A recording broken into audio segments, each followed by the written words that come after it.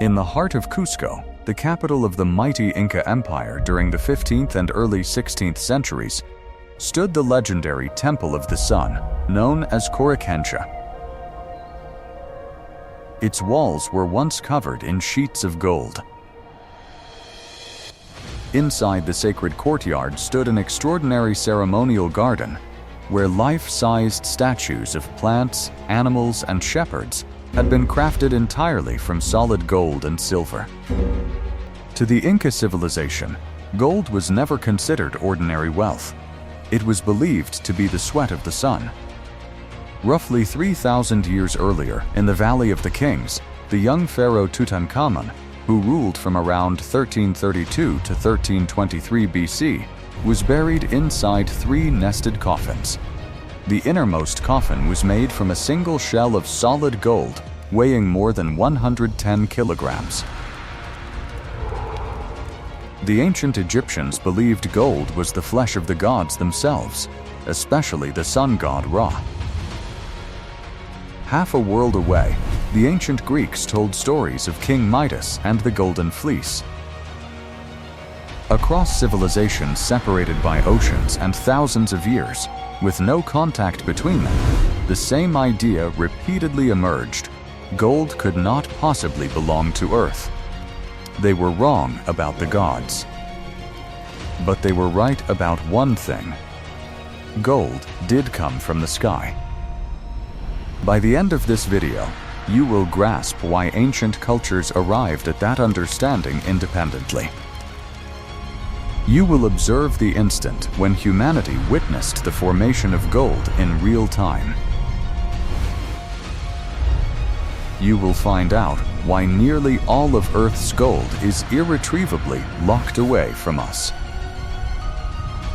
And you will uncover the unexpected explanation for why gold appears yellow, an explanation that is directly linked to Albert Einstein and the theory of relativity. So let us begin by understanding what a star actually is. A star exists in a constant battle between 2 forces. Gravity pulls everything inward, trying to collapse the star under its own weight. At the same time, the star's core is so hot and so pressurized that nuclear fusion pushes outward against that collapse. For most of a star's life, these 2 forces remain perfectly balanced. That outward pressure comes from fusion. Fusion takes smaller atoms and forces them together to create larger atoms. Hydrogen fuses into helium. Helium can fuse into carbon. Carbon can eventually fuse into oxygen and heavier elements. Each time fusion creates a heavier element, enormous amounts of energy are released. That energy is what keeps the star alive. Stars continue this process for millions or even billions of years, building heavier and heavier elements inside their cores. But eventually, fusion reaches a limit. That limit is iron. Iron is element 26 on the periodic table. And unlike lighter elements, fusing iron does not release energy. It consumes energy instead. The moment a massive star's core becomes dominated by iron, the process that supported the star for millions of years suddenly fails. Without outward pressure, gravity wins. The star collapses under its own unimaginable weight. And it dies. This is one of the most important limits in astrophysics. Ordinary stars can create elements only up to iron. Anything heavier, including gold, which is element 79, requires conditions far more violent than anything inside normal stars. Our own sun will never create a single atom of gold. Because the sun is not violent enough. The core of the sun reaches temperatures of roughly 15 million degrees Celsius. That is enough for hydrogen fusion, but nowhere near enough to forge gold. Creating gold requires temperatures in the billions of degrees. It requires pressures trillions of times greater than anything found inside the sun. The sun is stable. Gold is born from catastrophe. To create gold, the universe needs an extremely violent process known as the R process, or rapid neutron capture. In simple terms, atomic nuclei must absorb enormous numbers of neutrons so quickly that they transform into much heavier elements before they can decay. This requires absurdly extreme environments filled with free neutrons at densities impossible to produce inside ordinary stars. The universe needs somewhere far more extreme. That place is a neutron star. A neutron star forms after a massive star explodes and collapses. It can contain roughly the mass of the Sun compressed into a sphere only around 20 kilometers wide, roughly the size of a city. Its density is almost impossible to imagine. A single teaspoon of neutron star material would weigh around 1 billion tons on Earth. Now imagine two neutron stars orbiting each other. Over millions of years, they slowly spiral inward until eventually they collide at speeds approaching 1/3 the speed of light. The forces involved are so extreme that they literally distort space-time itself. And on August 17, 2017, humanity finally witnessed such an event.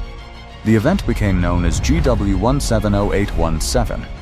It occurred in the galaxy NGC 4993, roughly 130 million light-years away. That means the collision itself actually happened 130 million years ago, during the age of the dinosaurs.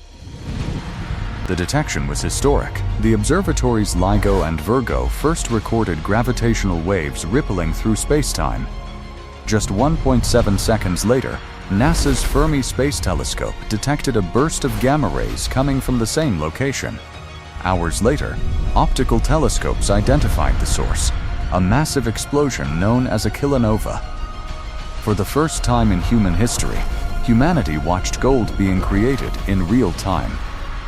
As the kilonova faded over the following days, its color shifted dramatically from bright blue to deep red. That color change was caused by the radioactive decay of newly formed heavy elements, including gold and platinum, being forged before our eyes. Astronomer Ryan Foley described the discovery perfectly. We are seeing heavy elements like gold and platinum being made in real time. Scientific models estimate that this single collision may have produced between 3 and 13 Earth masses of gold. Within seconds, several entire planets' worth of gold, created almost instantly. Today, neutron star mergers are believed to produce a major portion of all elements heavier than iron throughout the universe. But the story became even more surprising in 2025. Astronomers re-examined data from a powerful 2004 flare produced by the magnetar SGR 180620. A magnetar is an extremely magnetic type of neutron star. When scientists studied the old data again, they realized the evidence had been hidden there all along. That single flare may have produced enough heavy elements, including gold, to equal the mass of an entire planet the size of Mars.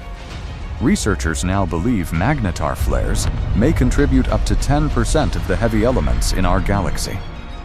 Gold is born through cosmic violence. But how did any of it reach Earth? New evidence published in the journal Science suggests that shortly before the formation of our solar system, around 4.5 billion years ago, a rare cataclysmic event, likely a neutron star merger, scattered heavy elements into the giant molecular cloud that eventually formed the Sun and planets.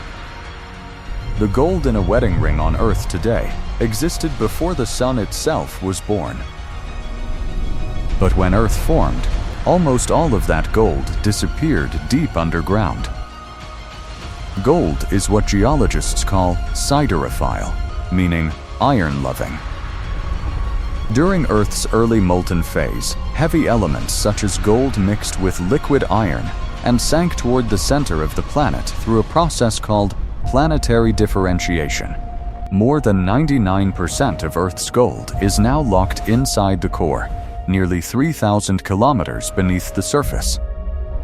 There is enough gold down there to coat every continent in a layer roughly half a meter thick. But temperatures in the core reach between 4,000 and 6,000 degrees Celsius.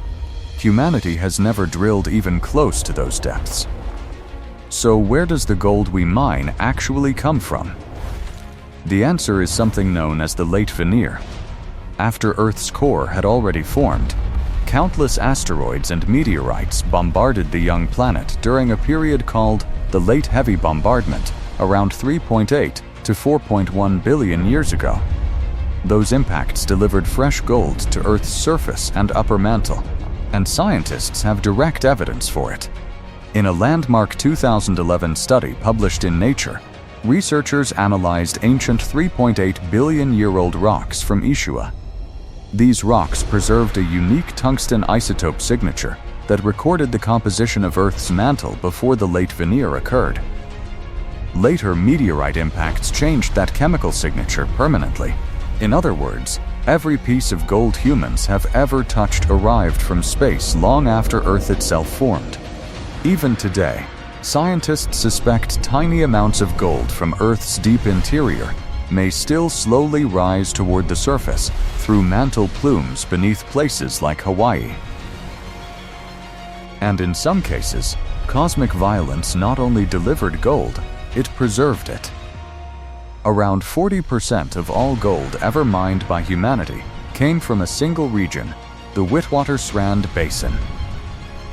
Around 2.7 billion years ago, ancient rivers concentrated gold particles into sediment layers there. Over time, erosion should have destroyed those deposits completely. But around 2.02 billion years ago, another catastrophic event changed everything. A giant asteroid between 250 and 300 kilometers wide struck the region, creating the massive Vredefort crater, the largest confirmed impact crater on Earth. The collision tilted the gold-bearing rock layers upward and protected them from erosion for billions of years. Without that asteroid impact, the richest gold deposit in human history may have disappeared long before humans evolved. Cosmic violence delivered the gold, and another cosmic collision preserved it for us. But there is one final mystery surrounding gold itself. Why is it yellow? Most metals appear silver or gray. Gold is different. And the explanation comes directly from relativity. Gold atoms are extremely heavy. Their inner electrons move at nearly half the speed of light. According to relativity, electrons moving at such extreme speeds behave differently than they would under ordinary physics. This changes how gold absorbs and reflects light. Gold absorbs portions of blue light while reflecting yellow and red wavelengths back toward our eyes. Without relativistic effects, gold would appear silver like most other metals. The golden shine that ancient civilizations associated with divinity is literally a visible consequence of relativistic physics. Even Isaac Newton himself became obsessed with gold. Although remembered today for gravity and calculus, Newton spent enormous portions of his life studying alchemy and secretly attempting to transform other metals into gold. He wrote more than 1 million words on the subject. Centuries later, modern physics finally achieved what alchemists once dreamed about. At CERN's Large Hadron Collider, scientists managed to briefly transform lead into gold by removing 3 protons from lead nuclei during near-light speed collisions. But the experiment produced only microscopic amounts lasting fractions of a second. Ironically, the ancient alchemists spent centuries trying to create gold by adding something magical to other metals. Nature does the opposite. To turn lead into gold, you do not add anything. You remove 3 protons. They were searching in the wrong direction for over 1,000 years. And yet, despite misunderstanding its origin, Gold shaped human civilization more than almost any other material in history, sometimes in extraordinary ways, sometimes in devastating ones. In 1532, this obsession revealed its darkest side, when Spanish conquistador Francisco Pizarro captured the Inca Emperor Atahualpa. The emperor offered to fill an entire room with gold and 2 more with silver in exchange for his freedom. The Inca gathered sacred treasures from across the empire, including golden sun discs and statues from the Coricancha Gardens. The Spanish melted nearly all of it down into gold bars. What the Inca saw as sacred sunlight made physical, the Spanish saw only as wealth. An entire civilization's spiritual treasures were reduced to raw metal weight. And that may be the greatest contradiction surrounding gold. The Inca saw the sweat of the sun. Others saw money. The difference was never in the metal itself. It was in human perception. Because gold is far more than a precious metal. It is the product of exploding stars, collapsing neutron stars, warped space-time, cosmic collisions, planetary formation, extinction-level impacts, and the laws of relativity itself. Every piece of gold on Earth began its journey in one of the most violent events the universe can produce. Long before Earth existed, long before the sun formed, long before humanity looked up at the sky and wondered where it came from. And in the end, the ancient civilizations were not entirely wrong. Gold truly did come from the heavens.